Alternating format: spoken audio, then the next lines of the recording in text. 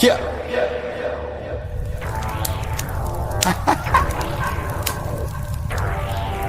Yeah. I know they mad for no reason. I'm holding on to change my life. Gotta move fast for a reason. I'm holding on to change my life. Huddling. I'm staring at charts until I retire. Yeah. Huddling. I'm staring at charts until I retire. Oh, 700K, I'm selling a Bitcoin. Haters mad, but they listen to this one. More profit coming to my direction. Yeah, you know me, I don't need a mention. I got the remedy, ooh, yeah. They don't just follow me, ooh, yeah. You say allegedly, ooh, yeah. You would subscribe to me, ooh, yeah. Staring at chart, drawing a line. Make a decision, you out of time. Huddling, huddling, huddling. I'm staring at charts until I retire. Yeah.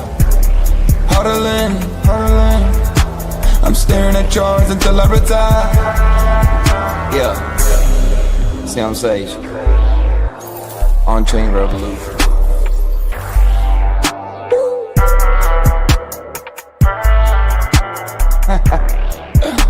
Youngest. Boom.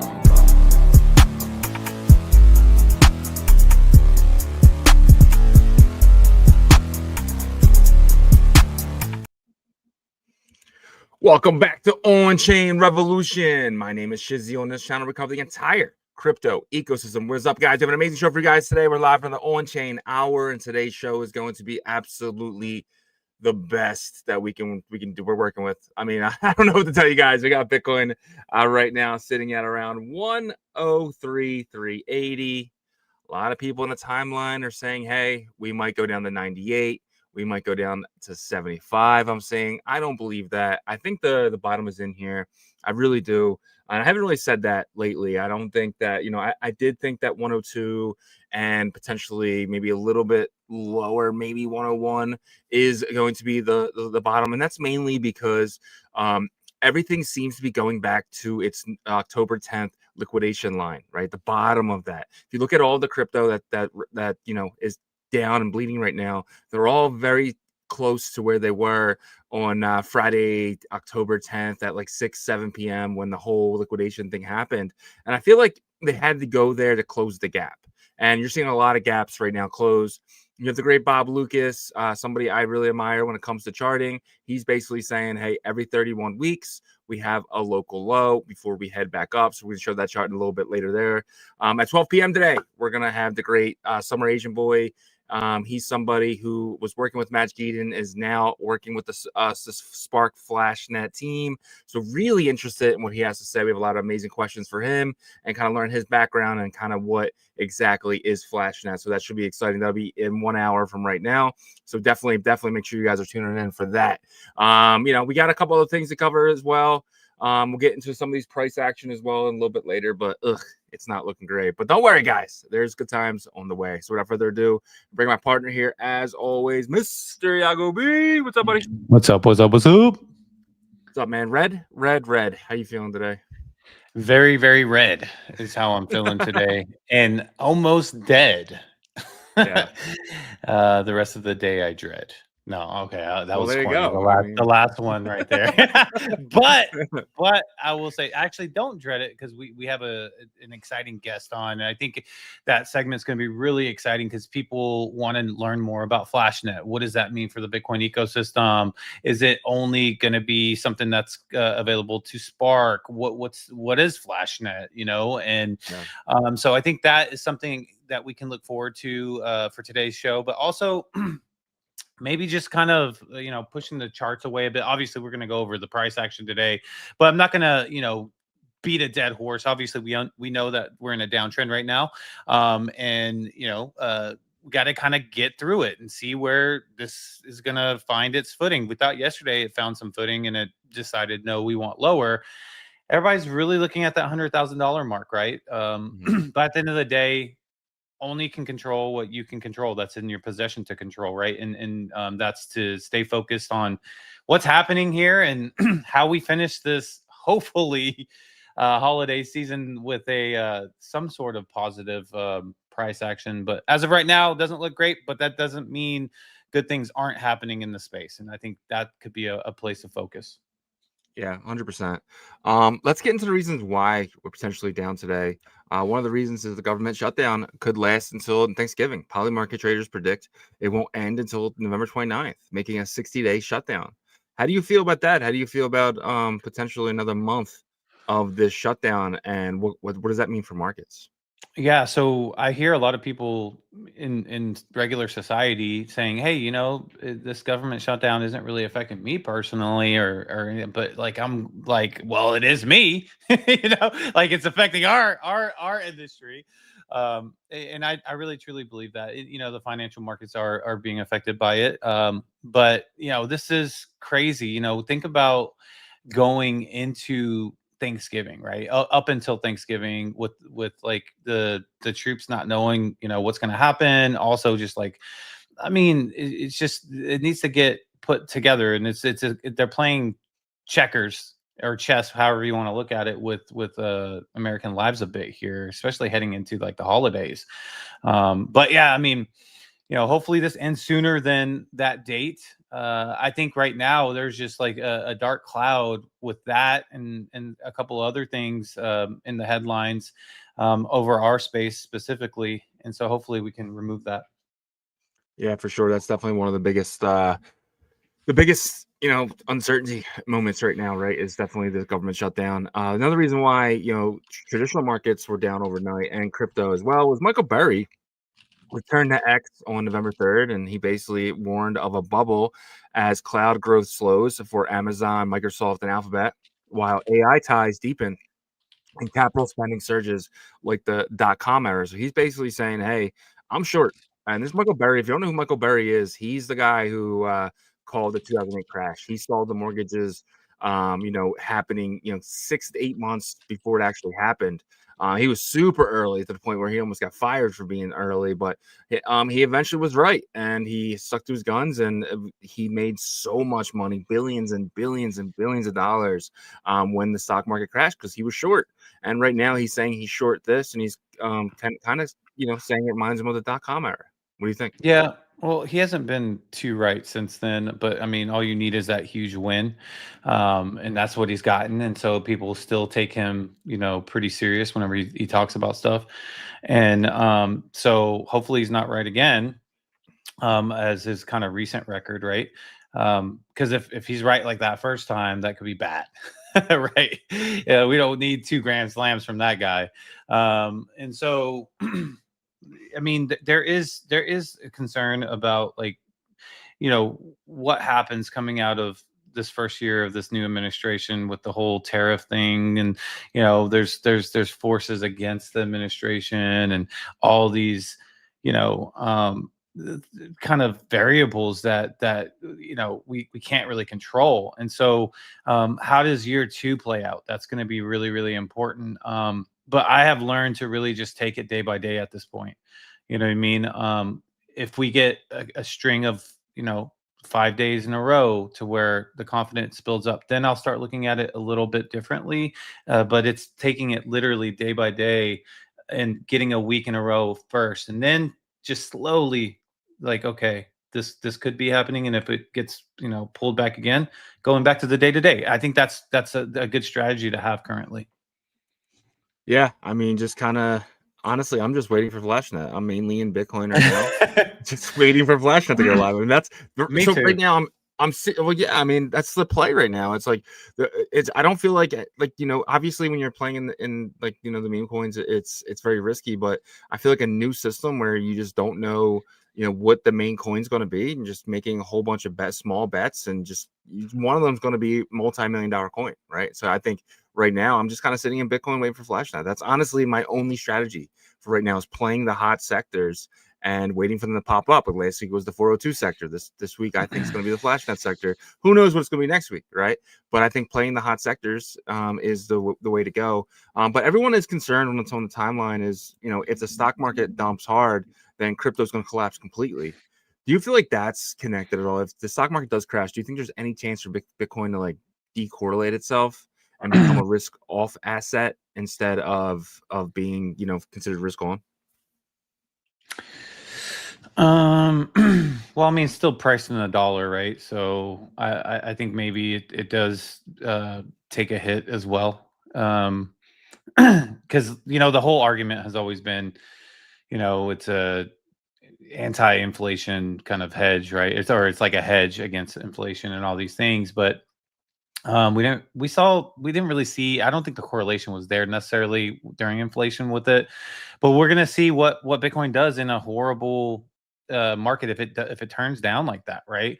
Um, Previously, we do know like digital assets got beat up really hard if the economy was bad because it was just considered altogether risk on with Bitcoin, Ethereum, all of it, right? And now you're now Ethereum and Bitcoin are more in that TradFi world. So we're going to see what kind of effect, you know, happens to those two assets. And then obviously the risk on stuff, I think is going to take a hit. Yeah, and I definitely agree with you there, for sure.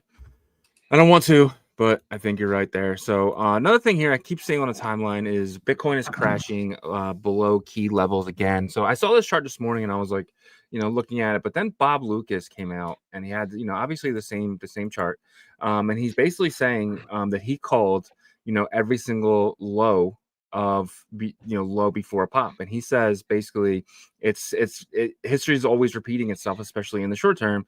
32 weeks and then 15 weeks later is a top. 31 weeks would be the bottom from there, and then 26 weeks later was the top. 30 weeks. So he's basically saying 32, 31, and 30. He's actually calling a bottom here. He said, we could go sideways here, but he's basically saying that this is the local bottom here at this 104, 103 area that we're sitting at now, and could be bouncing back up. And Bob Lucas is somebody who, I mean, I got to admit, he's one of the few people who's been right here as well. I mean, he said, you know, in the very beginning, it's going to be a left translated cycle or a right translated cycle, and it's going to be a right translated cycle. And he's basically saying it's going to be, you know, every 30 weeks seems to be a bottom. Yeah, well, I don't really like the fact that he pointed out that, you know, was it 1, 2, 3, 4, 5 weeks ago we had the most recent top, because then it's almost you're almost doubling too from tops too, right? So you go to that first one 7, second one's 15, and then this one's 26. So are we gonna shoot for something like, you know, around, let's say like 40 to 50, between 40 and 50, you know what I mean, for the next top? What does that look like, right? The ones for the bottom are a lot closer to the 30 week, but what about the ones on top, right? So if that's the case, if we were to say 40 weeks, we're talking about somewhere in 2026. That's right in like probably like the end of the summer or something like that, beginning of the fall. Yeah, I mean, that's kind of where I'm kind of thinking, right? I mean, that's kind of my top anyway. Yeah. I've been saying it for a while that I think the top is going to be, April, May, June, maybe even get to July. I'm going to be start taking profits in May. I think that's kind of my strategy here. I do think we're going to get a major bull run that's going to set, potentially 200K. I think go way higher. I think we do enter some type of insane moment for Bitcoin, that aha moment where everyone's like, oh, okay, I get it now. But who knows, right? I'm still thinking we're going to hit 400 or 500K by the end of by May. And everyone's probably thinking I'm crazy, but like Bitcoin moves in 10 weeks. Like in 10 weeks, Bitcoin can go from, dead to the most alive thing that's ever existed, right? So I'm actually kind of expecting something like that. So yeah, could happen in 2 weeks. We've seen it really do some crazy stuff. So 100%. So, Colin Toss Crypto came out and he basically had a couple things here. He said, the projected death cross, the 50-day crossing of 200 moving average is timing element for which the bottom might be in. So he's basically calling the bottom here. So multiple people right now are basically calling the bottom here. So it's another thing, apparently the 250 are about to cross again, and every single time they cross, Bitcoin usually pops up to the upside here. So there's another sign that potentially we could have bottomed here. yeah, I mean, I think a lot of these people that are doing, their own kind of methods of forecasting Bitcoin are calling for a bottom, based off of previous data. But Man, it's like it's scary because if they're wrong, then how far does it bleed down, right? I couldn't, I like earlier, I couldn't have imagined being below 100K. I would have said no way, like we'd be below 100K to finish the year off. You know what I mean?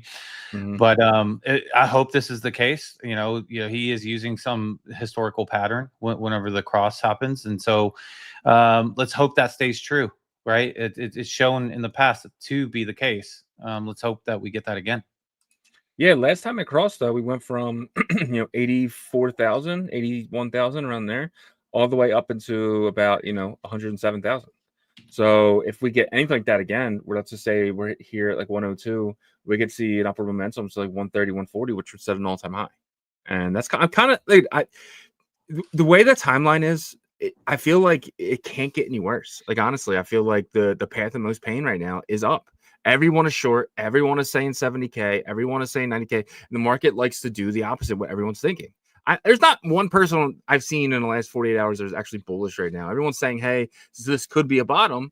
But like actually bullishness, I mean, it's dead. It's like there's no bulls left. The bears are winning. And I think market makers, they're not going to let them win. They're not going to let easy shorts keep winning. Yeah, I mean that is something to keep your mind on, right? It's like, and it goes both ways. Whenever groups of people are just too bullish for too long, it flips the other direction, right? And that's what it seems to be like for this market, is especially with the leverage side of things. It's they're only going to allow those players to win for so long before they take their money, right? And so I feel like we kind of maybe September was the beginning of the bearishness, but like it was like disbelief for the bulls, kind of, right? Including myself, by the way. I'm not just taking myself out of that. Like I've been calling for a strong Q4 this entire year, so it's not over yet, but it definitely doesn't feel like I'll say I'm so shocked where we are right now, but we still have about 2 months left to finish the year out. So but back to your point, yeah, that's typically what happens. Belief builds up really strong on one side, and then they hit you with the blind side. Yeah, 100%. We'll kind of see what happens next, but it's yeah. Hopefully this is the bottom. But crypto. Michael Mitch. Vandepopp or whatever his name is. His actual real name is Michael Hmm. Van Lepop. He's really big in crypto. He has tons of followers here. But he's basically saying, I repeat it again, but the markets that we're currently witnessing is the same type of market as Q4 of 2019. He's like, it's building up momentum with altcoins as a lot of projects continue to deliver fundamental updates. Unfortunately, price doesn't pick up yet, but once it will move fast. So he's another person. This is, we had Benjamin Cohen last week, and now we have Michael Vandepopp. Like I said, he's pretty big. He has, almost 1 million. He has about 800K followers, so he's very big account. He's been in crypto for a long time, and he's basically saying, hey, like I agree with into the cryptoverse that potentially we're feeling like 2019, which means we have 2020 and 2021 of upward momentum to come. I hope that's the case, man, because it did work out pretty well after that, during that period, and so hopefully we get something similar to that. 2026 could be one of those years that's just it's going to throw everybody off to the upside, which would be a great surprise. I guess like getting a surprise to the downside feels horrible, but getting a surprise to the upside feels amazing. So hopefully that makes up for it. I mean, it's kind of makes you think though. What if like we are in 2019 and we have the year 2020 to kind of start being bullish, right? Maybe we have some kind of liquidity enter the markets like crazy, like we did last time, whether that's stimulus or whether that's them dropping rates pretty low, and then markets kind of go nuts, and then potentially the market actually starts picking up, and let's just say June, July, and August of next year, and we have an insane 2027. What if 2027 ends up being that delayed right translate cycle? Some people say with a super cycle, right? If Bitcoin just kind of grinds up all the way up until 2027, I mean, could you imagine that? That would be, it would really open the doors to a lot of crypto projects and a lot of there's so many reasons to be bullish on crypto right now. Like every company has a crypto strategy. You know what I mean? But it just takes time. Yeah, no, I agree with you on that. But it would be almost like we're going through 2022 right now, then, or right now and the beginning parts of next year, maybe, and then like going into, if you were to split it up into cycles. But like if there's a super duper extended cycle or whatever, then that would be actually crazy, because now you're talking about like I don't know. I guess like 2024 is the halving, and you go to 2028. I don't know how to view these anymore, because I feel like this was the expectation of this year to match 2021 and 2017, but obviously things got thrown off completely this year. So they're pushing it forward makes sense, not intentionally, just by all these other variables. And so if we push it forward, then like 2026 could kind of be like this slow rebound year, and then like you said, 2027 would be more like the 2021 and 2017, like a blow off top type of year. Mhm. But like, yeah, what I could see though is, a right translated cycle and then a left translated cycle going in 21, 28, maybe 2028 peaks in 2028, right? Maybe we just go right into the halving, everyone gets bullish again, and then maybe we blow off top, potentially 2028, and then it's over for 4 years. Maybe a 4-year bear market, very similar to the dot-com bubble, right? Maybe that's when we kind of get that at that moment in crypto. Who knows? Maybe we already had the dot-com bubble, right? And we're entering the 2015, 16 range. Who knows, right? Who knows? But let's move along though. So another reason why we were down yesterday was everyone was coming out and saying Wintermute is going to sue Binance. Wintermute lost $600 million. They won it from Binance. Then Wintermute CEO in Evgeny Gavoy confirms that they're not suing Binance, calling the rumors baseless. And Binance has been Wintermute's biggest customer, right? How do they work together? So Binance, when people sell their assets on Binance, they need to potentially get cash up, right? So what they do is they send them to Wintermute, and Wintermute actually does this game of where it dumps these assets on many different exchanges that all that kind of wants, and kind of has these dumps as market makers. So but they don't do it all on one exchange. Like Binance doesn't want to sell into their own exchange.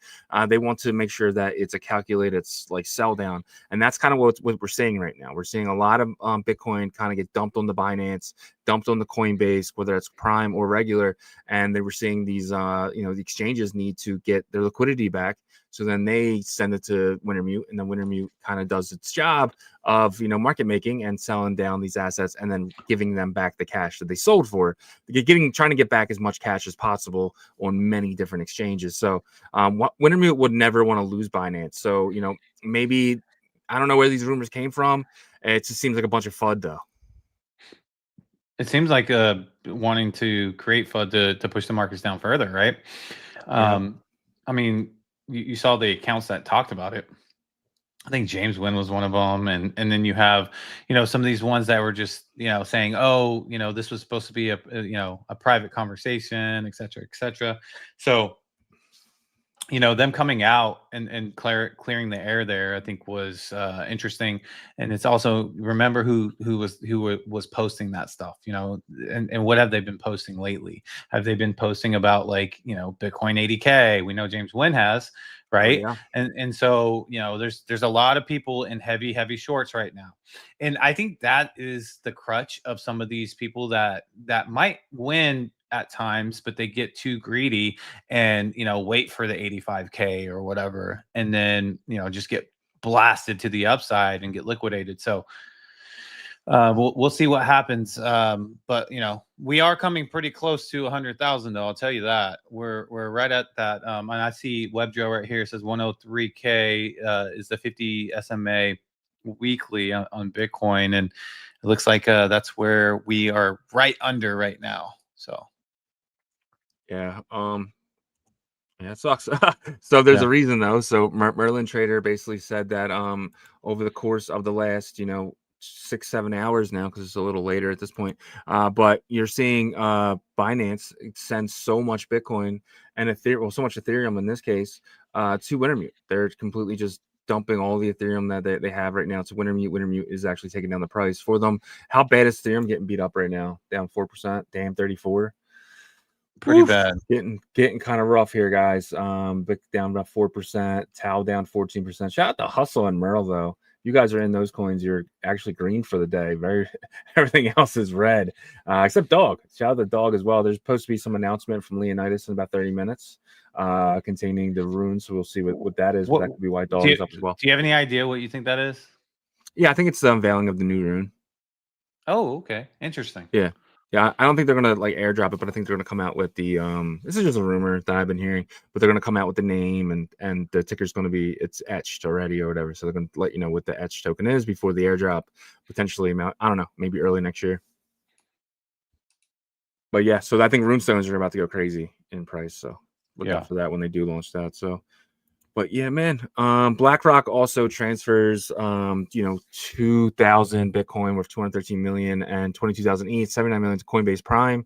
We do know Coinbase Prime also uses Wintermute, so they're probably going to get more Bitcoin and Ethereum sent to them, and they're just dumping it right now. So we got to see it bottom. So we definitely have to see what is the hell is going on here. So it's funny, these centralized exchanges are all sending their assets to Wintermute to sell on their competitors platforms to get the liquidity back, right? Well, it's because I don't think they're allowed to sell on their own exchanges. Well, they probably don't want to as well, to spread it out. Yeah, to spread it out and have a third party, but also to be able to continuously have cash flow too for whatever they need to or whatever. But you're saying it's more of legality, you think? Well, this is how it works, right? If Binance would dump it all on their page, it would open up a huge arbitrage for people to come in and Binance is dipping, but on Kraken it's this price, so you're buying on Binance and selling on Kraken. They don't want to open up arbitrage. So what they do is they send it to Wintermute, and Wintermute kind of like if they dump 15 here, Bitcoin 15 here, 15 here, they just make sure there's no arbitrage opportunities, and they kind of like just take the market down slowly instead of dumping it all in one place. Yeah. Because I mean, there's obviously a market for arbitrage, right? There's a lot of people that do that because those margins are thin. But if you do it correctly with size, you can make good money. But if it opens that margin gap up super wide, that could cause issues. Yeah, and like someone like Coinbase Prime, they need to have cash ready for when people need to sell, right? So they got to figure out where that money comes from. And if they're doing it OTC, I mean, we're talking, $200 million at a time where they got to give, BlackRock that cash. So they need to make sure that they're also, potentially dumping that as well. And that's kind of what the service that they offer is. They're probably making a fee that is, enough to make sure that is worth it for them. So, but yeah, I mean, they're all using Wintermute right now, and Wintermute is not suing anybody. They're just killing it right now, obviously. But there is days where it goes the other way, where Binance needs more Bitcoin, and what they'll do is they'll send Wintermute cash, and Wintermute goes in all these exchanges, and then they purchase the Bitcoin up at cash wise. So we'll see if that day comes. Hopefully it does. Hopefully it does. All right. Let's kind of get into the next thing here, which is the Bitcoin price action and crypto bubbles. We're going to be jumping through, seeing where everything is. It is, seeing Bitcoin at 102 does hurt my stomach a little bit. I mean, especially seeing 107 on Sunday. Oh no, we saw 111 on Sunday. Isn't that crazy? 2 days ago we were at 111. Pretty nuts. Yeah, exactly. I mean, that's why I said, it could happen in a week or so to where something crazy in terms of volatility, Bitcoin's price action could definitely do. But all right, before we get into the Bitcoin price action, guys, help us out on the YouTube side. Smash that like for us and subscribe to the channel. Also, turn your notifications on so you know when we go live on the X side. Same thing. Let's share the space. Let's get as many people in here as possible. Abstract, Kick, Rumble, all the other platforms as well. We love all you guys. Thank you so much for helping us out. Let's take a look here at some Bitcoin price action, and it looks like we want to continue our journey to the downside. You see right here, the MACD just opened back up to bleed down further. You can see right here, this resistance is dominating where we are right now, and there's nothing below that, right? From what I'm seeing right here, from a very, very high level without going super, super deep, probably expecting some sort of challenge at 100K. I don't know if it happens very, very soon, but maybe here in the next couple hours, unless this lopsidedness flips back, because as of right now, it's definitely dominated by the resistance. Now, above that, support does kick in here in these two areas right here, but even below, above that, it's the resistance is dominating again. So it's really trying to stay here and not go down further, because as I said before, the resistance kicks in below this area too. So definitely watching this, right, for the next 2-4 hours to see if Bitcoin is going to bleed further down, and if it does actually challenge 100K. I don't think it actually breaks down below that. That is a very large psychological threshold, 100K. So at least in the first attempt, I don't see it happening, but we'll see. For right now, let's see how much further Bitcoin wants to travel to the downside, though. That's what we're looking at here for the rest of today. The 4-hour is going to be red. I already know. Yes, you can see that this is a kind of, it's not straight down, but it's getting there, right?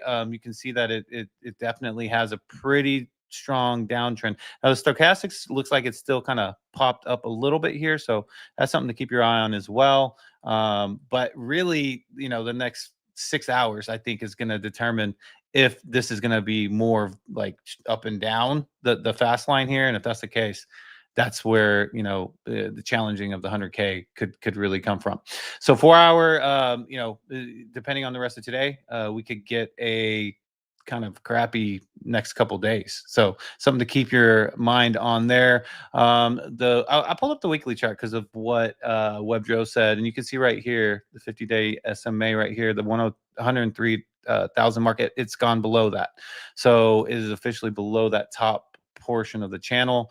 And so yeah, the same thing on the weekly chart. I mean, the weekly chart for the MACD looks bad now. It looks pretty bad now. So how aggressive does this get right here? This is not a good thing for Bitcoin, at least. Let's look at the daily too. Yeah, so everything right now, guys, looks like it wants to go down further. We'll see if we can stop that bleeding, put a tourniquet on it. But yeah, so that is Bitcoin for you guys. We'll see if it can stay above the 100K mark, right? Right now, we are trying to really tread water to stay in that top 102 area. We'll see if we can maintain that. Ethereum, kind of the same situation a bit. Not as bad though. If you look at the hour, we actually are still in buy pressure, surprisingly. That's really surprising, in my opinion, that we're not crashing really hard here with Bitcoin. So this is something to also kind of keep your eye on to see, is Ethereum kind of trying to pump the brakes a little bit as Bitcoin is falling back. It's obviously not in the anything aggressive to say we're having any positive price action at all, but we aren't in full-blown kind of sell pressure as Bitcoin is, right? So let's take a look here at the 4-hour. The 4-hour looks better than Bitcoin, but is this more of a kind of just delayed reaction, or yesterday was a little bit faster? It had a further increase of pullback. So this is something interesting. I'm gonna keep my eye on this for sure for Ethereum to see. I know 3482 doesn't sound good at all, but this is showing us that it's not as aggressive. At least the indicators are telling us that. We'll see if it follows.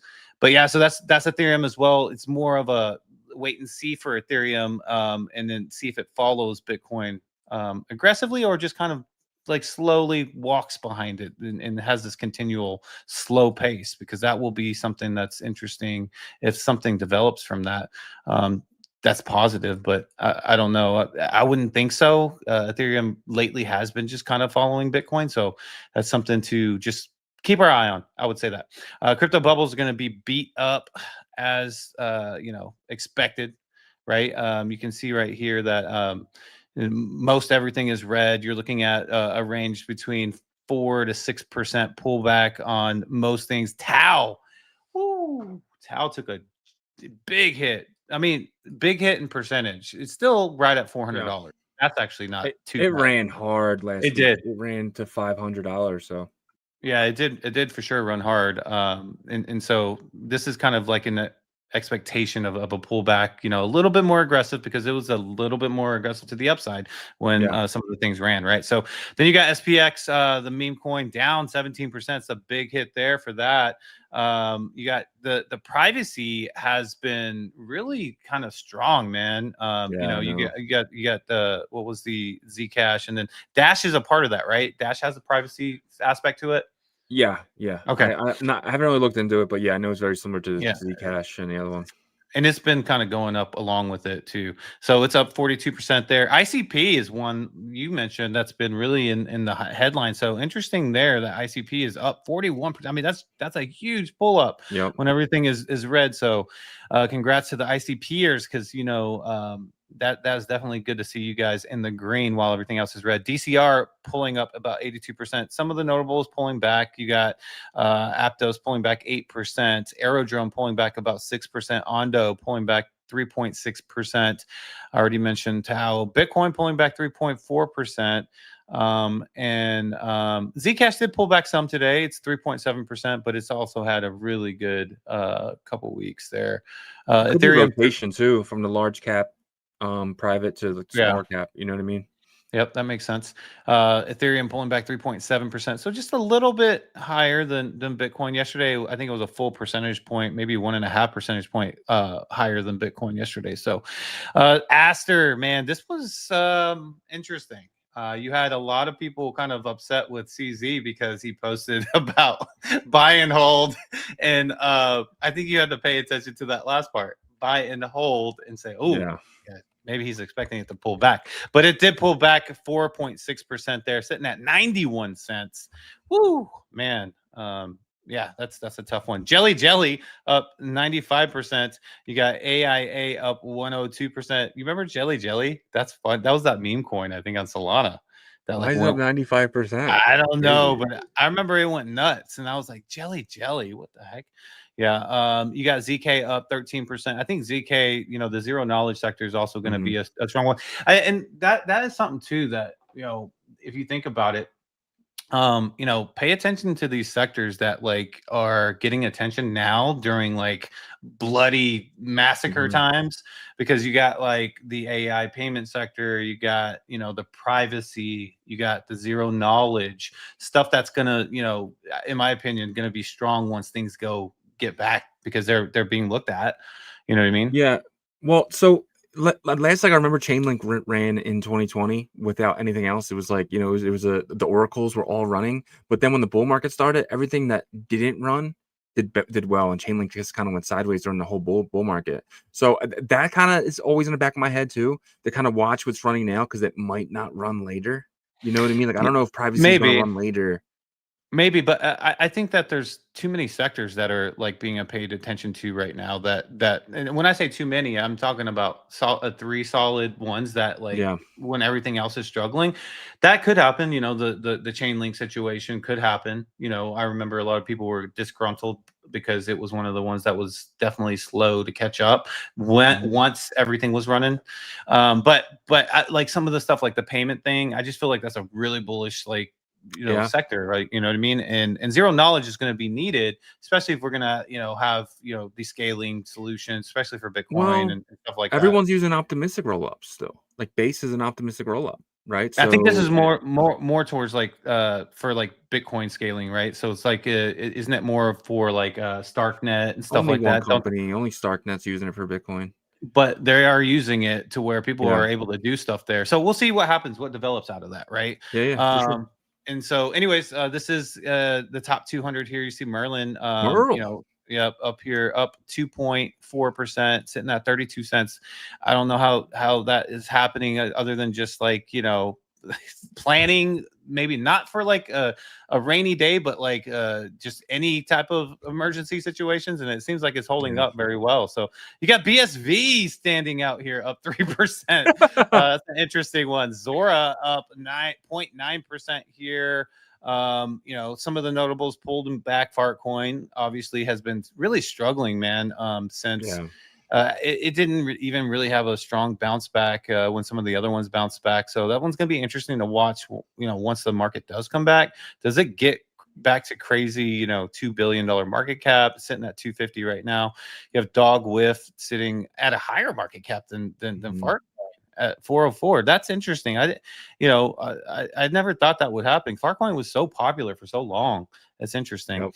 Yeah. So, anyways, that is Bitcoin, Ethereum, and the crypto bubbles for you guys. So, you know, hang in there, guys. We have to, but we are. I'm trying, man. I'm trying. All right, let's get into the next thing here, which is roll call. Each day we go through the comments and take the first comment of the day on YouTube and pop it into a spreadsheet. And that first comment today is the great. Oh, don't share my screen. Is the great ASAP Benji. Shout out to you, my friend. 2 days in a row. Congratulations to you. You won Monday and Tuesday. Let's see if you can go to 5 Pete. Let's see if you can win 5 days in a row. But shout out to my guy ASAP Benji. Appreciate you, my friend. Right there, though, was Lackey Lukey. He was in the second place. And then we got Bitcoin is Truth is here, my guy. Abstract. Dude, I definitely, every time I see this guy's name, I definitely want to, like, it reminds me to go check Abstract, but I never remember. Like, I want to go over there and start playing games and start earning more points, but I just never, it never recurs to me later. I definitely have to set an alarm or something to go check it out, but I definitely want to get back over on Abstract, start checking out some of the games there and start earning some points. Chips and Dip is here. Spin Drip is here. Satoshi Nakamoto, the legend himself. Vader Time is here. Shut the Vader Time. K99, Patty Poo. BB is here. It's a Yo TK crew. What's up, BB? Thank you so much for hanging out with us today. Chief Axel is here. Shout out to Webdra. Then we had some scammer ADO, but he's gone now. Hydro Sapien is here again. And then Webdra says best buys during the bull have been weekly SMA, 50 SMA. Yeah, and that's where we're at now. So he's basically saying Webdra calling the bottom as well. But shout out to every single one of you guys who makes a roll call each and every day. Absolutely awesome of you guys. All right. Let's jump into. All right, so I guess we can just kind of talk about the rumor that's about to happen in 20 minutes, which is basically Ordio put out this tweet yesterday, and you know they basically said big reveal tomorrow at noon, and then everyone and their mom is in here talking about it. What do you like? I kind of gave you what I think it is. What do you think it is? Well, I saw something about like how they said someone said he's gonna turn Dog over to the community, but I don't think that's it at all. I think that would be like the worst. God. I think that would be like the worst, like big reveal, right?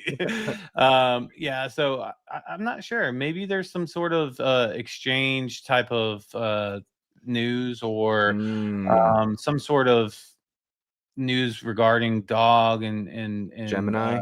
Something, maybe Gemini, something. But you know, I think you had a good guess with the next token. The only problem with that is, you know, it's like not the perfect time to do that. You know, I mean, I mean, you could maybe forecast it and say it's coming. Yeah, that's what I think. I think, you know, we etched it. It's coming January 1st. Or something like that. Yeah. Maybe you could do that.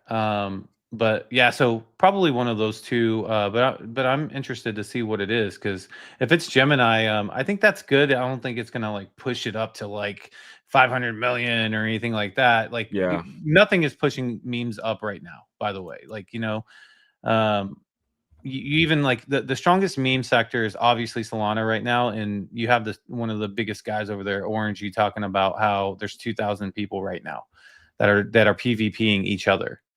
Yeah, you know, so you know, there's just not the meme love right now, and you know, I think something like Spark with Flashnet could, you know, definitely do something different, because it's a whole new ecosystem. You're not PvPing right away.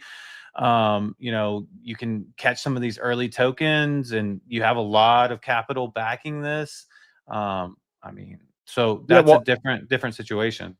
I think you just you know, hit the nail on the head there, because like, you know, in 2023, January 2023, there was a bull run in ordinals and eventually BRC20s, right? But everything else was bearish. So if you can find the next hot sector and you can actually have a bull run, like Jim Cramer, you know, and everyone talked crap on him. But he has a saying where there's a bull run somewhere. There's always a bull run in some sector. No matter if that's, you know, for him, TradFi or whether it's, you know, it's the stocks or the bonds and stuff like that. But I feel like the same ways in crypto. I feel like there's a bull run right now in privacy. right? I mean, no one's really talking about, but there is. And, you know, I think that's going to be how potentially crypto actually gets to soon. It's going to be like there's bull runs in these different ecosystems. Maybe when the base coin is talked about more, like about the drop and stuff, you might see a huge bull run there, but no, everyone else is bearish. You just don't know, right? But I feel like there's going to be a small bull run in the Flash tokens because there is no way to get exposure to Spark right now except the meme coins. Like that's it.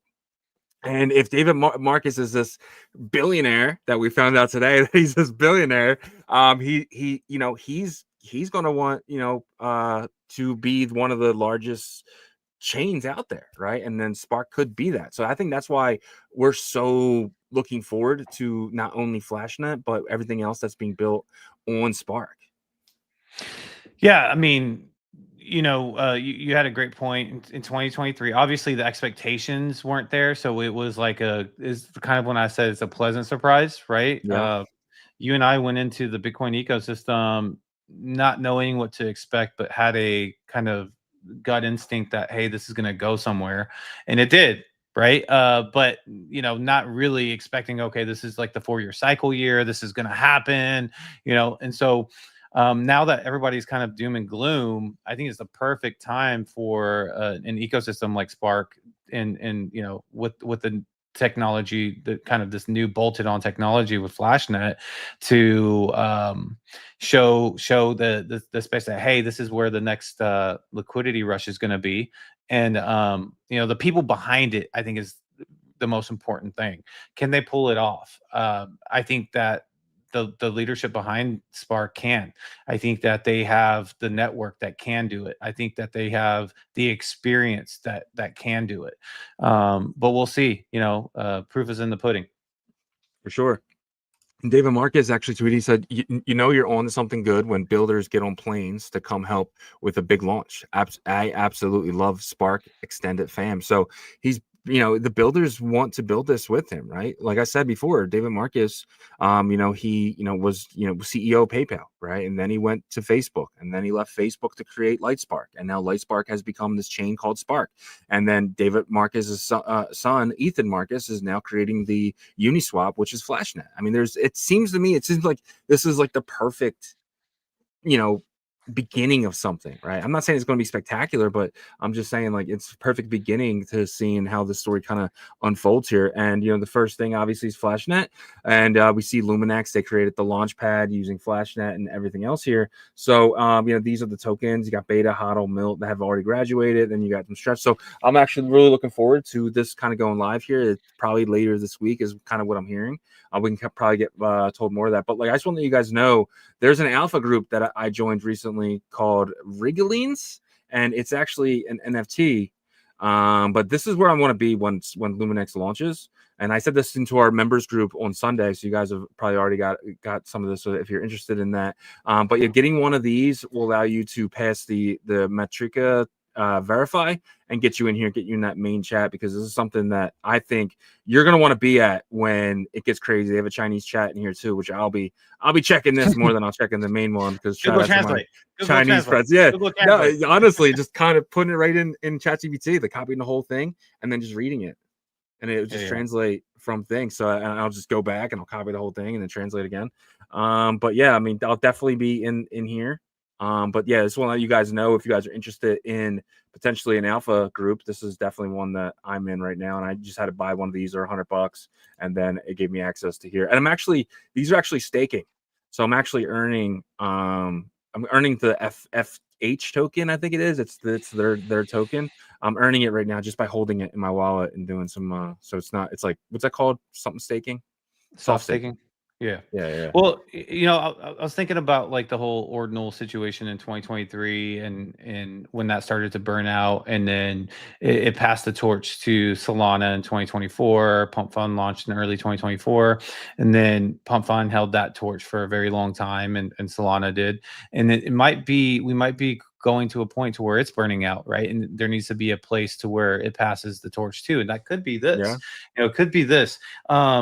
You know, because I mean, it makes sense. That's kind of how the crypto space works for the degen side, at least. is there's some issue of dried out liquidity, or people were bored, and it's just not working anymore. And that seems to be the place that these Solana launch pads are in right now, more specifically Pump Fun, right?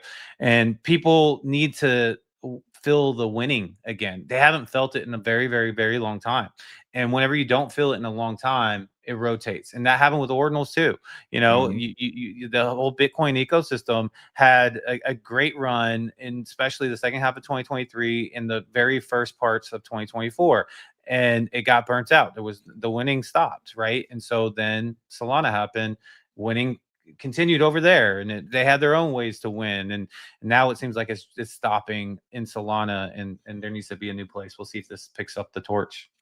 Yeah, and the best part about like Bitcoin launchpads, and as we kind of seen with Odin, was that you have the hodl culture of the Bitcoin ecosystem, which back when Ordi and Sats were running for BRC20s, people held all the way through. Some people are still holding. Shout out to our guy Jeff from Merlin, right? Some people are still holding those bags, and it's just like I feel like you have the best of both worlds with these. You have the people that are in and out making money, but those people end up getting hurt in the Bitcoin ecosystem because they get out too early, and then it runs and runs and runs, and they're never able to catch it. So you have to take some profit. Obviously, you don't want to get dumped on, but I feel like there's going to be runners here that go to $7, $8, $9 million, and it's your job to find them. So it's basically your job to just make sure you're in a lot of them. That's kind of my thing. The spray and pray, area is kind of what I'm doing here. I'm just gonna, obviously, I have my bets. I think Soon is going to be something that's every builder building on Spark's going to say soon. In every conversations, I feel like that's going to be like the meme coin for here. And then obviously, the first one, which is Beta Cat, and I do like Mill and Pixel and some of the other ones. But is there anything over here? Let's just say this opens right now. Do you have a strategy for this? I do, but like I need to get kind of my feeling back a little bit once it does, because I missed the last trading session, which was on Thursday, and so I kind of need to see where people's interests are and stuff, and maybe some new ones that might be getting some hype, because when things kind of get shut down for a bit, people want something new a little bit. So first and foremost, let's see. I'm excited more to see like the consistency of Flashnet staying up, because I think Flashnet could be a bigger deal than what we're seeing, from the surface level here. Like, it could be a solution for multiple things. And so, there's definitely my holdings that I have, and I'm gonna kind of see. I want to see for like an hour or so, like what people are thinking about, the market once it reopens. But it is exciting. You got a lot of people that are wanting it to open up, but there's a lot of people that are kind of like, open up my Bitcoin. I want my Bitcoin, or et cetera, et cetera. I think the team is too big to kind of say, okay, well, we're going to open it up. Everybody's just going to take their Bitcoin out, and it's going to we'll just call it a year or whatever, So the success of Flashnet is huge for Spark, in my opinion, because not only are you going to be able to do these AMM type situations that, I heard Summer Asian Boy speak on Spaces. It's kind of weird to say calling him that name, but that's his name. That's his name on X, and so people call me Yagobi. So, but he did say that AMM was kind of where they wanted to start, because it was pretty simple and all these things. And so, what happens after that? Staking is going to be added? What other types of smart contract capabilities are going to be added to the Spark ecosystem? And I did hear him say that theoretically, Flashnet could be bolted onto other layers. The speed is going to be dependent upon what those layers rely on in terms of processing transactions, but theoretically it could. So I'm very interested and bullish on Flashnet, especially if they can have that consistency with it. Yeah, 100%. We'll see what happens. Right now, from my understanding, they posted a tweet yesterday about 24 hours ago, basically saying their heads down building. They're basically just they weren't ready for the amount of people that are going to be playing for it, so they just kind of built like a smaller, I guess, indexer, and then now they're kind of building it to kind of hold more people. So that's kind of what they're working on now. Who knows how long that takes?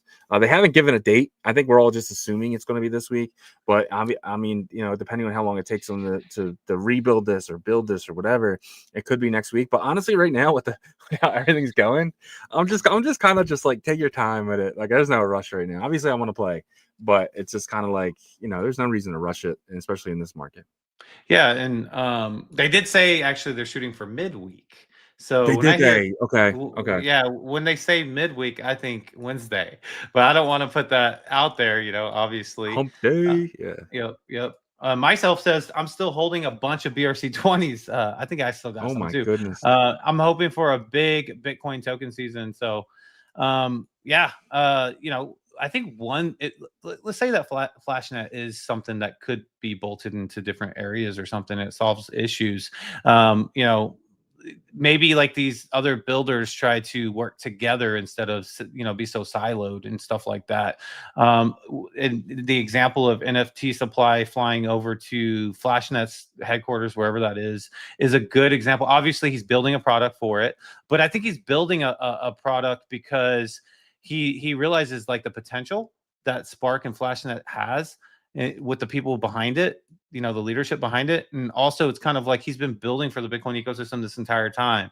He wants success to come, to this ecosystem, whether that's through Flashnet, Spark, whatever. And so he flew over there. So I think that was a bullish thing to see that happen.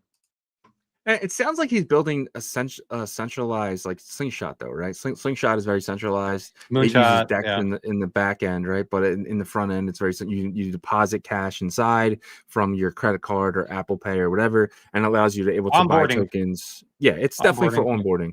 But like Yeah. what he's building, and it's not really for the Bitcoin ecosystem as much as it's for Spark, right? So it's just like one of those things where I feel like it's time for the Bitcoin ecosystem guys to kind of move along, stay in the Bitcoin ecosystem, but also just make sure that you're using the scaling solutions. We talked about scaling solutions for a long time. I think that it's time for us to kind of leave the slow clunkiness away and kind of I think you're gonna get smacked in the mouth if you're sitting there still trying to trade Bitcoin tokens while everyone else is making money on these scaling solutions, whether that's Arch, whether that's Spark, whether that's Merlin, whether that's Hemi. I think there's going to be a lot of opportunity for you to make money using Bitcoin in different places, even Odin. Yeah, I mean Odin for sure. They've proven success. You can see it through the volume and the market caps actually over there. I'm sure their market caps got hit some. Everything got hit with the past week, right? But for a while, I mean, their top market cap still, showing strength over there. You see, yeah. Could you imagine if a Spark token gets that? Like, I mean, so a lot of that is contributed by the Chinese community, and I think a lot of that had to do with the help of BeLife and Animoca or whatever their involvement was, right? With that, and so that can definitely it can happen in my opinion. Will it happen? I'm not sure. Do they have a Chinese marketing team as well? I'm sure they would. They have a lot invested into the ecosystem, so I'm sure they're covering all their tracks. One thing I'm not seeing anymore, I'm not seeing the BeLife powered by BeLife anymore. That's interesting. I wonder if there's a fallout there. Not sure. Yeah. Not sure. Yep. But think about it though. Like, you're seeing market caps here, 14 million, 10 million, 27 million. Like if we can get 10% of this on Spark, on Luminex, on UTXO.fun, I think, there's a lot of money to be made here, right? Especially with, David Marcus, who's a billionaire, and his son Ethan are creating something, something cool. But we'll see. Yep. One thing I wanted to get into before we get to our guests in a little bit here is MigrateFun is going live in about 1 hour and 3 minutes. So if you're interested in migrating any of these tokens, Bao, Jim, Link, Memeverse, and PayAI is actually going there. So they're doing their pool right now in about an hour. So if you do have any of these tokens, make sure you migrate them over to there. I actually want to see the preview for because I did. Jake was telling us it did upgrade. It looks pretty good. About I don't really see a scene, but yeah, we'll see. I think it looks sleeker for sure. It looks more sleek. Yeah, it looks more sleek. That AI one was that's a pretty big brand in there. I mean, this is a market cap that shot up to 61 million only about 5 days ago. So pretty crazy stuff, you know. And you know, so congrats to the MigrateFun team again for having, you know, the start of the second cohort, and you know, can't wait to see what they do following that. So yeah, 100%. Looking forward to seeing what they deliver. Let's take a look at some of the prices. So you still have Bitcoin still dropping here. How low can you go? What do you think? Can we go lower than this? Yeah, we can. we definitely can. Touch this line here. Will we? That's the question. Yeah. I think a lot are being like, you know, getting close to the $100,000 mark is like a little anxiety, you know, creating anxiety for me. It's like we're too close, man. I know. I honestly just want to go. I want to touch the line, hit 94, just tag it, and then next week it's just up or down. I need the bullishness again, bro. Like I hate sideways. I'd rather just dump than go sideways. Honestly. So get it out of the way, I guess. Let's get it out the way for sure. But let's get into our next segment here. So today we're lucky enough to be joined by Summer Asian Boy, and I hope I said that right. But he is somebody who's worked with Magic Eden and recently has joined the Flashnet team. So he's actually working with Ethan Marcus, David Marcus's son. David Marcus is the CEO and founder of Lightspark. Lightspark created the chain Spark. We're going to get into all this stuff and make sure everyone has an understanding of what is going on with this ecosystem that we are very, very bullish on. So without further ado, let's bring him up. Let's bring up Summer Asian Boy. What's up, buddy? How are you? Hi, how's it going? Going well. You've been pretty busy. Thanks, bro. Oh, sorry. Siri just went off. You did get my username right, Summer Asian Boy. It was made back a long while, but it's pretty simple why it's called that. I'm an Asian boy born in the summer, and that's pretty much it. Yeah. Nice. Reminds me of those like old, like I'm older, so I remember Asian Avenue days whenever people would always have those type of, I'm half Asian, so I had one similar type of username before. But you've been super swamped, right? Well, not right now. I'm actually in, so as you see my title, I'm clear to put incoming. I'm actually in between jobs right now, so kind of taking a breather this November, but then we'll be jumping into Flashnet in December officially. Yeah. Amazing. So what's your background? Could you kind of give us your background, maybe leading up to Magic Eden, and we'll get into that after? Yeah, my background. So previously I worked at Magic Eden for about like 2.5 years. Ever since I joined, I was basically working on Bitcoin side. So I was fortunate to join right when the Ordio market just came live on Magic Eden side, and was able to captured the whole heyday of the ups and downs during that time. Definitely spent a lot of time focusing on the protocol side, and then later taking on like leadership of the team as well.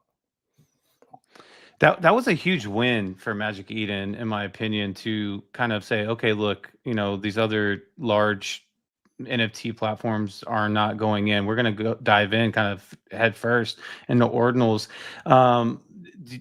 Were you around whenever they experienced that first kind of taste of success from that, and what was that like? Yeah, for sure.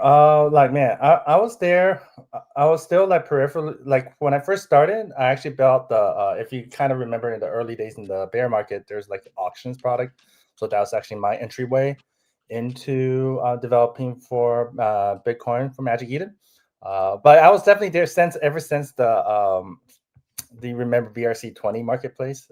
Yes. Came and left. Yeah. So I was not officially on the team yet, but I definitely saw that come and go. That kind of helped. That kind of was a learning lesson for us when we launched Runes. Like we definitely didn't want to repeat that. So we definitely make sure everything actually worked beforehand. But yeah, no, I was there. I remember being there for at the very beginning. I did a lot of Launchpad support at the time, so I actually had to help out with the No Monks launch. And so like the founder Notoshi had all his like he did everything just using the CLI from Ord. So like all his credentials, all his seed phrase was actually stored within the Bitcoin script itself. So I had to like reverse engineer it to get it into something that works with like a Web3 extension wallet to actually get it into our Launchpad and so forth. So it was a lot of fun, and of course also done last minute and during Christmas time. But that was definitely the kickoff of the Ornos run for sure. Yeah. Yeah, man. So I mean, you just kind of mentioned NFTs. Do you see NFTs being on Spark? Do you think there's gonna be a token standard for NFTs?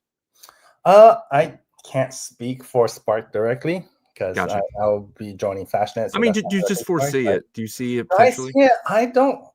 Let me put it this way. I see potentially, but not. I don't. All right. So I think NFTs is a very general term, right? Like all it means is some kind of token that's non-fungible.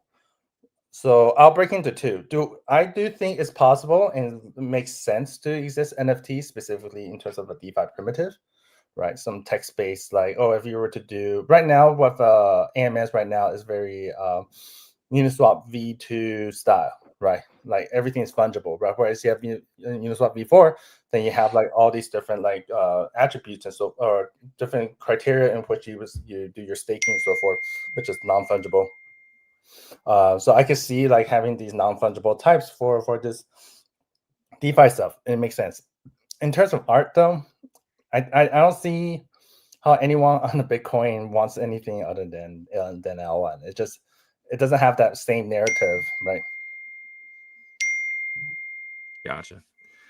All right, so let's get into exactly like this whole ecosystem, starting with Lightspark. Could you kind of let us know what is, in your opinion, what is Lightspark? Lightspark, yeah. So Lightspark is a company that start off with basically doing like pretty much scaling of Lightning solutions between B2B companies. You can see one of the most recent releases that they did was SoFi, right? Which they have being able to use Lightning as an implementation detail to really decrease the fees going between like two different like banks of the two different national origins. And so I think that Lightspark that's been their major business, and Spark has been like an outgrowth of that to help address some of the limitations of Spark. Limitation of Lightning. But they've always been very payments oriented, and Spark definitely, from Lightspark's point of view, is still very much a payments oriented, scalable technology, which is why they kind of focus specifically only on settlement, right? They don't like Flashnet kind of bridge that gap in terms of that like the more smartness to it, but it kind of works to their advantage, right? Like each team's really working towards their strengths.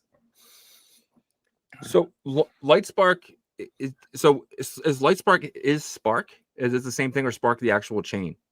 Yeah. So Lightspark is the parent company. I would say that like Lightspark basically is the one of the major developers. You could say the largest of the developers of Spark, and right now it's Spark. So Spark is effectively right now like a branch under Lightspark, so to speak. Obviously, it is a chain of sorts, so it's not. I mean, it was just one person. Like the validator set right now is kind of a smaller validator set, which has plans to kind of grow bigger as the stability of the system improves. I'm pretty sure right now it's between like Lightspark and Flashnet as the current, and there might be more, I don't know. But those are at least two that I know are currently in the current validator set that is keeping Spark, the network, going. Yeah. So you just mentioned Flashnet, which is the part that really intrigues me, because I mean, without Flashnet, you have no real true kind of speed degeneracy that we've experienced a little bit with LumenX and stuff like that. I've heard people like Bob Bodley, which a lot of people respect in our space, say Flashnet is kind of like a bolted on programmability. Do you think that's a fair way to describe it? And if it is fair, that makes me think that Flashnet can bolt onto other environments as well. Maybe you can explain if I got that wrong and break that down for us.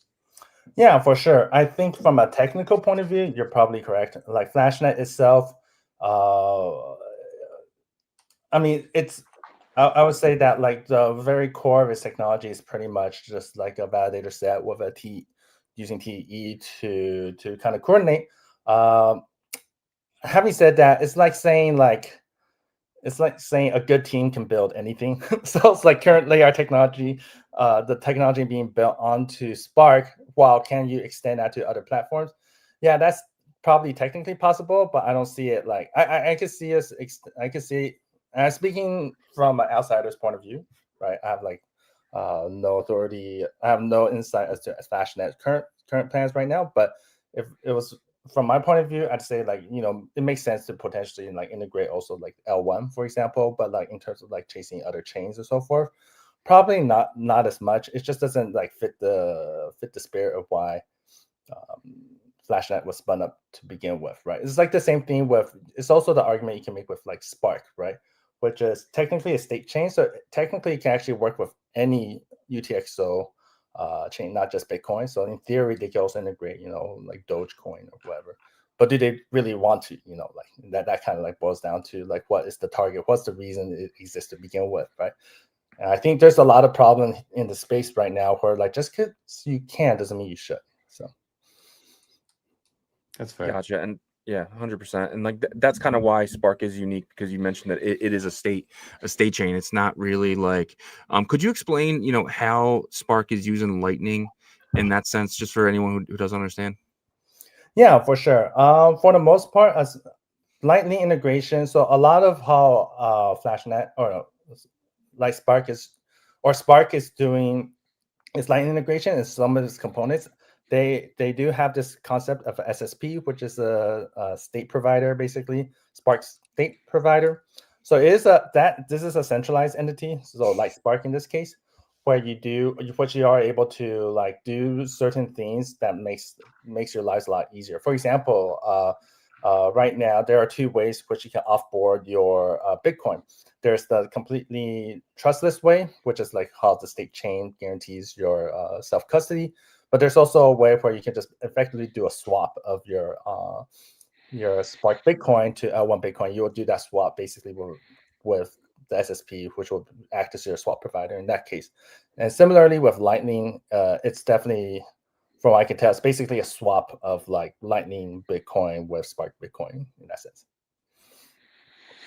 Yeah, you mentioned that, like, you know, Flashnet, I believe, uses TEE. Do you think that is basically the best trust minimized approach for Bitcoin right now? I mean, because unless they upgrade the opcos or the chain.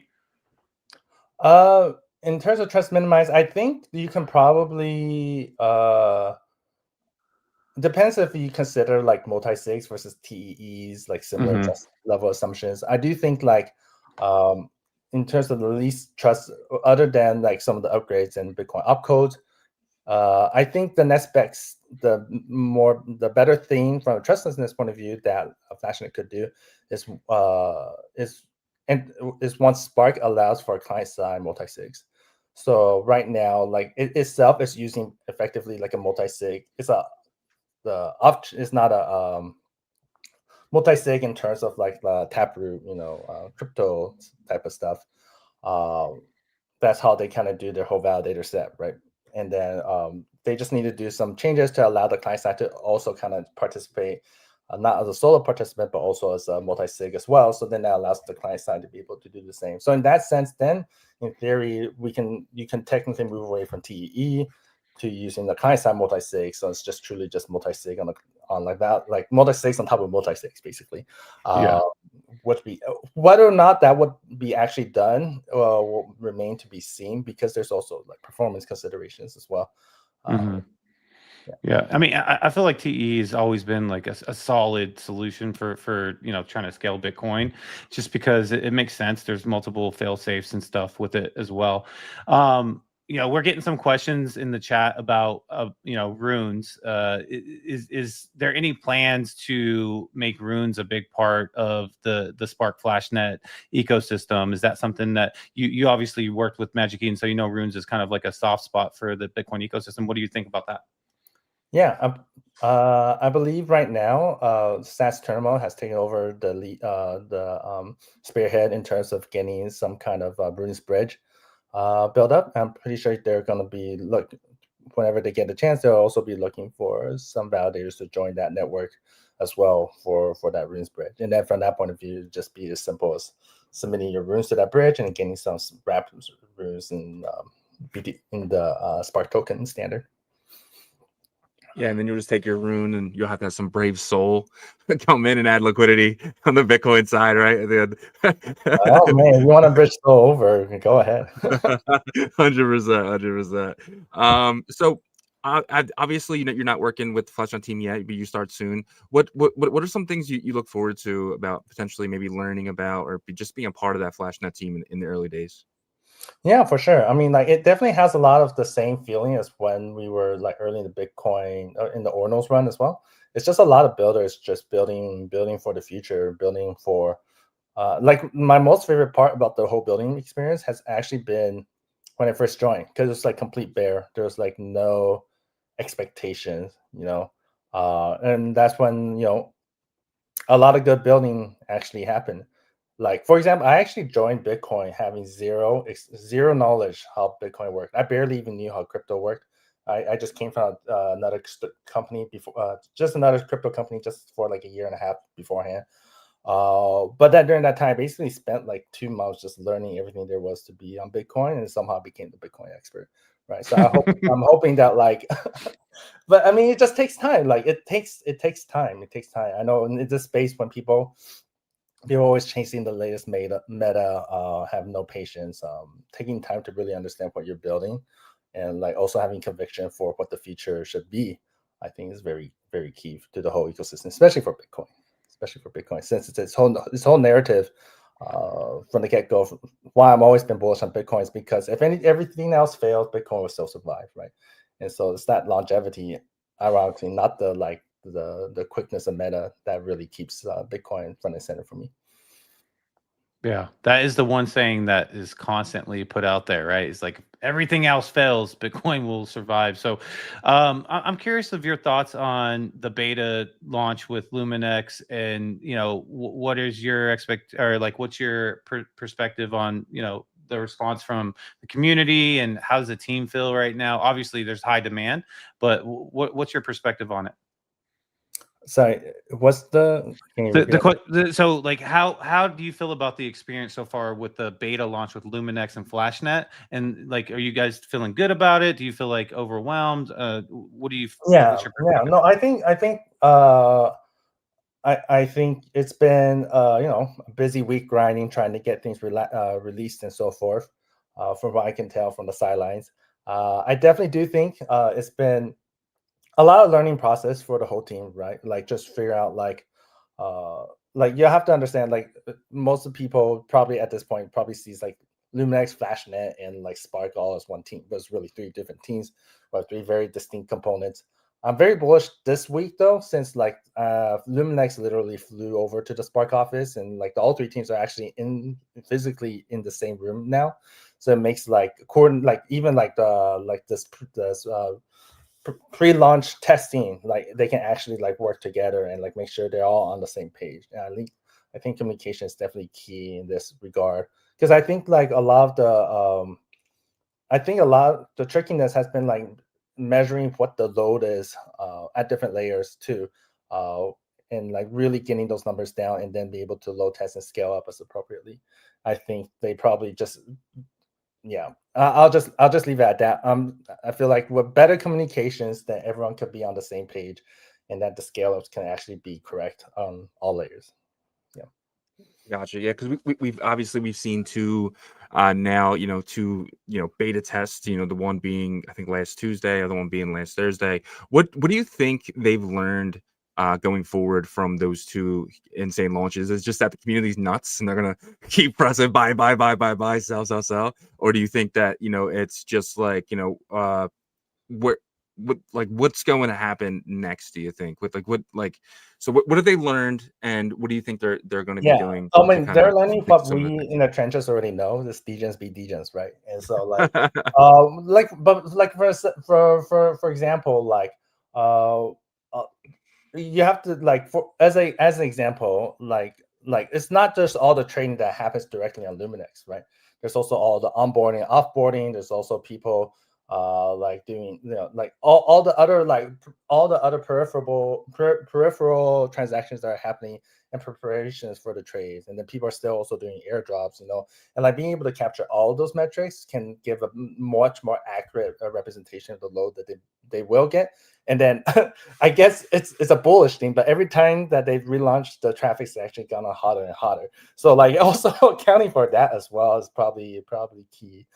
Which I'm pretty sure they've seen it after two failed launches, right? So, yeah, I mean, I wouldn't call it failed launches. I actually enjoyed both of them, right? It was almost just like every time my coins were getting kind of boring, it was like a stoppage, and it was almost just like, all right, let's get it. And then when it would come back on, it would get exciting again. I don't know. I definitely enjoyed both days of the trading. It was definitely fun just kind of sitting here, especially day one. Day one was awesome. So really looking forward to what you guys are building. I'm actually looking forward to you joining the team there and then coming back here and giving us some updates. But yeah, you have any last questions? No, I'm just excited for Flashnet and what Spark is going to bring to the Bitcoin ecosystem. And I like that there's kind of two approaches in terms of culture, the Bitcoin Lightning kind of payments, making that better, but also the Flashnet for the degens and for obviously more programmability in the future. So super excited, and keep pushing and working hard. I know you guys will get it done. Yeah, man. We'll just love you to stage one last time. If there's anything you want to say to the audience before we let you go. No, just that Flashnet will launch soon. Soon, baby. Love soon. it. Love it. Thank you so much, man. Appreciate you. See you next time. Take it easy. Absolutely awesome. It's great to talk to somebody from the Flashnet team. I felt like it's been a while. Dude, I don't know why the media screen is not working. Is it working for you? Put the link back. It gets stuck for me. I had to reset it earlier, but there we go. All right. But that's our show for you guys today. Really appreciate you guys coming to hang out with us. Really awesome for Summer Asian Boy to kind of join us. And kind of give us the outlook of what's happening. And I'm very, very bullish on what they're building. So I appreciate all 224 of you guys on YouTube and X, not to mention everyone on Kick, Rumble, Abstract, and Spotify later. Absolutely, guys. We appreciate you guys on this bloody day, which, man, it's inching closer. Oh, man. Is it really 101? Oh, yeah, 101, 68. It's okay, guys. Go touch grass. Go do something else. Rewatch this tired episode. of touching grass, Yagobi. I'm tired of it. Well, not that kind of grass. No, I'm just kidding. No, but yeah, we appreciate each and every one of you guys. Without you guys, we could not do this, but also without our partners, we couldn't do it. So if you could check them out, we would greatly appreciate that. Emblem Vault is the interoperability layer of the Bitcoin ecosystem. If you're looking to jump your ordinals or Bitcoin NFTs like Rare Pepe's counterparty NFTs over to Ethereum, you got to use Emblem Vault to do it. There is a borrowing and lending application on Ethereum called the Gandhi application, and you can actually take a loan out against your Taproot wizards there. They're going to open this up to other environments and layers, EVM layers, but they're also opening it up to Solana as well. And speaking of Solana, they have the best AI product in the entire Solana ecosystem with agenthustle.ai. There is a free subscription level there where you can use minimum, I think there's 5 to 10 prompts that you can use. You can ask questions like, find some solid plays in the Solana ecosystem, and he'll bring back some options for you and give you reasons why he thinks that they're good options as well. There's also a conditional trading engine built in Hustle, so you can prompt him to do buy or sell orders on any of these degen meme coins. So really cool feature that they added there. Also, this is opened up to other environments. It's live for the Hedera Hashgraph community as well, and ecosystem, and Ethereum. So look forward to more ecosystems being added here, because I really think they have an opportunity to kind of be a one-stop shop wallet AI tool for trading memes across, all of the different chains and things like that. So check that out there. And then also they have another product within their ecosystem called MigrateFun. Shizzy went over it earlier. They just started their second cohort. Some big names like Pay AI migrating through MigrateFun.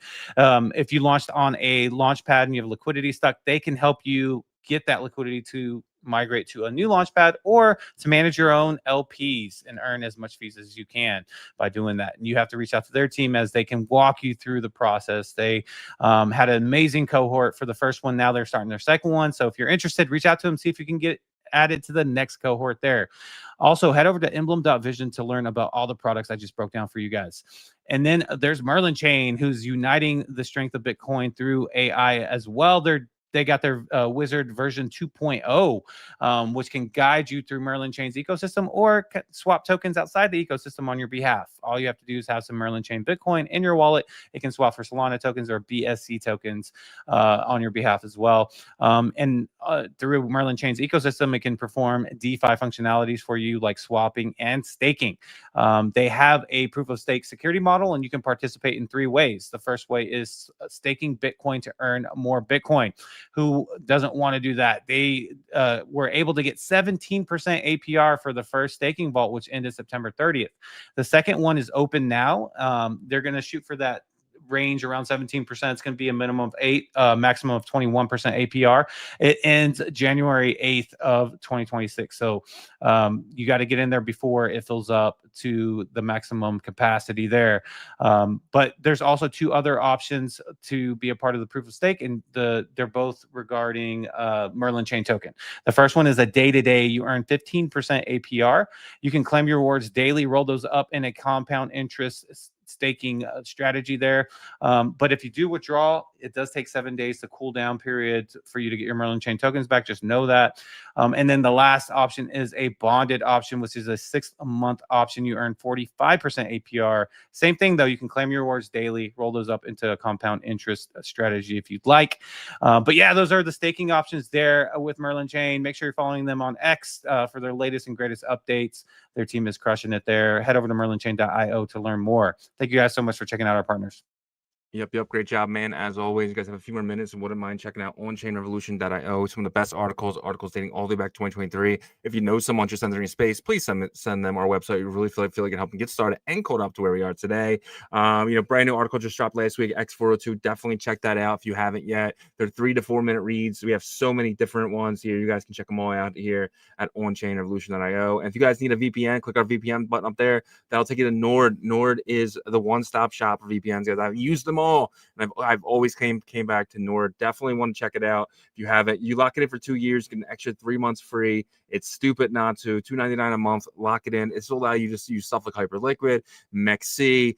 These are companies that do not allow you to use it because you're geo-blocked.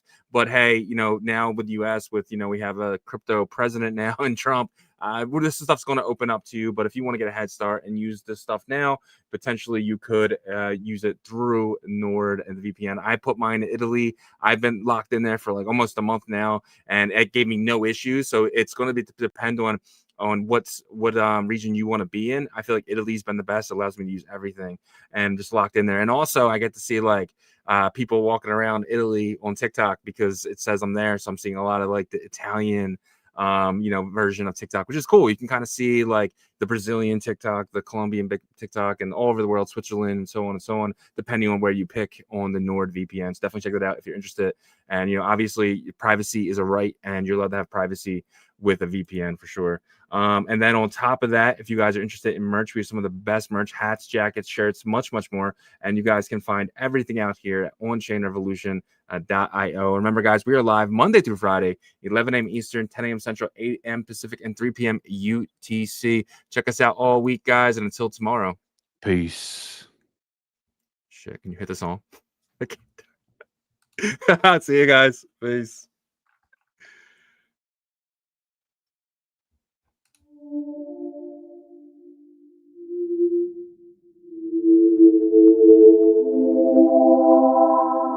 OnChain, On-chain, on-chain. On-chain revolution roll call. Market recap. You're not bullish enough, no. You're not bullish enough, no. Look at the price go, Bitcoin control. Why you still coping? Price action rolling. Don't fall for bear traps. Swapping indexes and putting it up in the sex. I can take profit right now. On-chain is where I be now. You can never look back. They don't want you to know. How did the market react? Fear and greed gotta adapt. Now we bridging the tokens and marching the network right now. You know how crazy we are. Nookies are savages now. They know how crazy we are. Chain abstraction, main attraction. On-chain revolution.